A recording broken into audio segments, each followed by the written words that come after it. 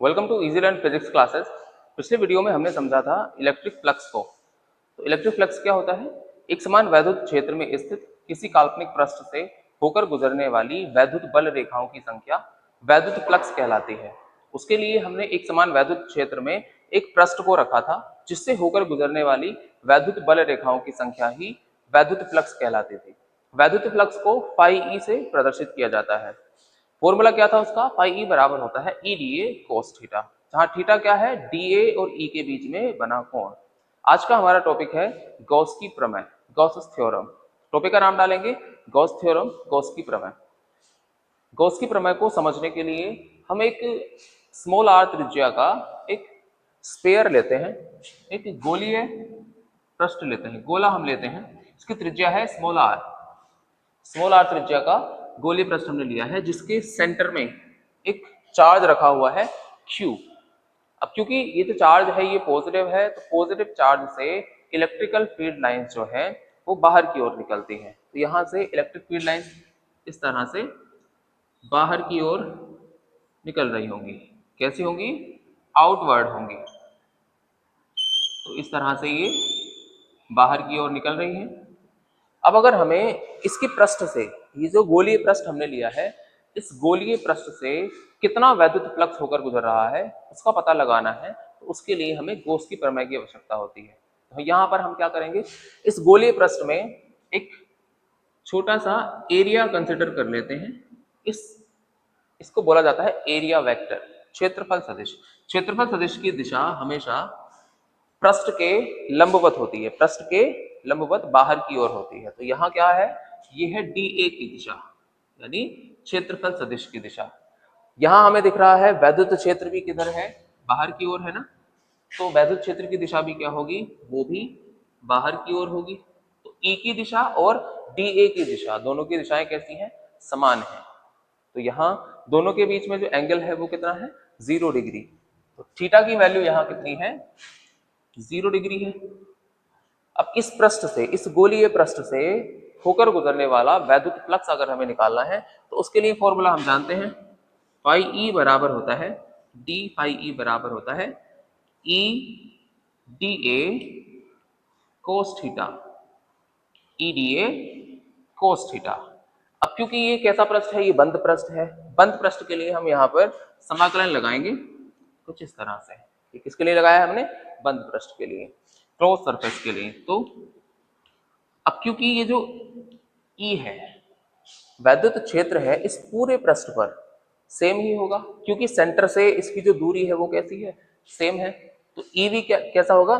Same होगा, यानी ये कांस्टेंट होगा, नियत होगा। तो ई को मैं बाहर लिख लेता हूं।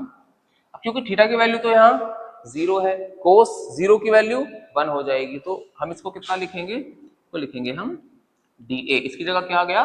1 आ जाएगा, क्योंकि कोस 0 की वैल्यू 1 हो जाएगी। अब यहाँ ये जो डी ए है, ये डी ए क्या है? इस गोलीय पृष्ठ का, इस गोलीय पृष्ठ का क्षेत्रफल है।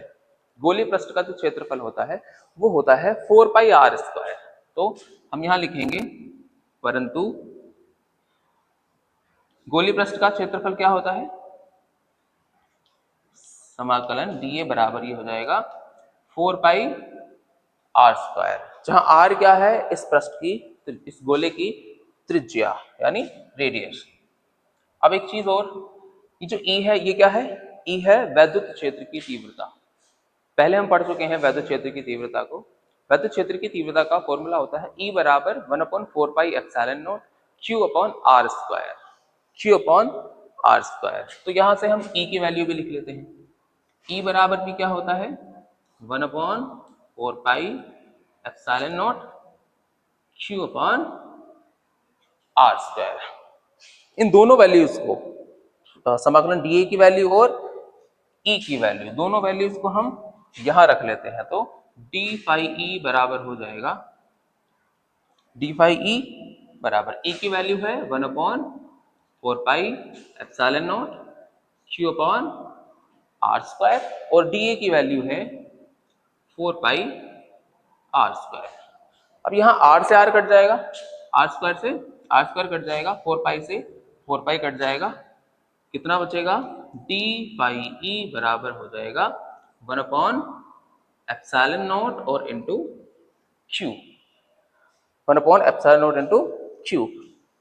यहाँ पर हमने देखा कि जो फाई ई है, जो वैद्युत फ्लक्स है, वो आवेश का कितना है, 1/एप्सिलॉन नॉट गुना है, जहां एप्सिलॉन नॉट क्या है, निर्वात की वैद्युतशीलता, परमिटिविटी ऑफ फ्री स्पेस, इसकी वैल्यू होती है 8.85 इंटू 10⁻⁻12, 8.85 इंटू 10⁻⁻12। तो अगर हमें Q की वैल्यू पता चल जाए तो हम किसी भी गोलीय पृष्ठ से होकर गुजरने वाले वैद्युत फ्लक्स को बता सकते हैं। तो Q जो होगा वो कैसा होगा, फाइनाइट होगा। तो यहाँ पर Q की कुछ वैल्यू होगी, किसी भी गोलीय पृष्ठ के लिए Q की कुछ वैल्यू होगी और एप्सिलॉन नॉट की वैल्यू हमारे पास है। तो यहाँ से हम क्या निकाल सकते हैं, डी फाई ई निकाल सकते हैं। तो गॉस की प्रमेय क्या है, गॉस की प्रमेय ये कहती है कि किसी गोलीय पृष्ठ से, किसी बंद गोलीय पृष्ठ से, ये कैसा पृष्ठ है, बंद गोलीय पृष्ठ है, किसी बंद गोलीय पृष्ठ से होकर गुजरने वाला वैद्युत फ्लक्स, यानी phi E, d phi E, होकर गुजरने वाला वैद्युत फ्लक्स उस पृष्ठ द्वारा घेरे गए, ये पृष्ठ हमने लिया था, इस पृष्ठ द्वारा घेरे गए आवेश का, कुल आवेश का 1/एप्सिलॉन नॉट गुना होता है, 1/एप्सिलॉन नॉट गुना होता है। तो ये है गॉस की प्रमेय। गॉस की प्रमेय जो है वो क्लोज सरफेस के लिए ही वैलिड होती है। कैसी सरफेस के लिए, क्लोज सरफेस के लिए, मतलब बंद पृष्ठ पर ही गॉस की प्रमेय अप्लाई की जाती है। गॉस की प्रमेय में हमने एक चीज देखी कि जो डी फाई ई है, हाँ, वैद्युत फ्लक्स जो है वो आर पर डिपेंड नहीं कर रहा, मतलब इसकी त्रिज्या पर डिपेंड नहीं कर रहा। इसका क्या मतलब है कि इसकी रेडियस अगर हम बढ़ा दें, इस गोले को अगर हम बड़ा कर दें या छोटा कर दें, तो इससे होकर गुजरने वाले वैद्युत फ्लक्स पर कोई चेंज नहीं आएगा। तो वो सिर्फ किस पर डिपेंड करता है, चार्ज पर डिपेंड करता है। तो गॉस की जो प्रमेय है किस पर डिपेंड कर रही है, चार्ज पर डिपेंड कर रही है। और हम ये भी कह सकते हैं कि क्यू में और डी फाई ई में क्या संबंध होता है, वो कौन बताता है, वो बताती है गॉस की प्रमेय। तो ये है गॉस की प्रमेय। आज की वीडियो में इतना ही, मिलते हैं नेक्स्ट वीडियो के साथ।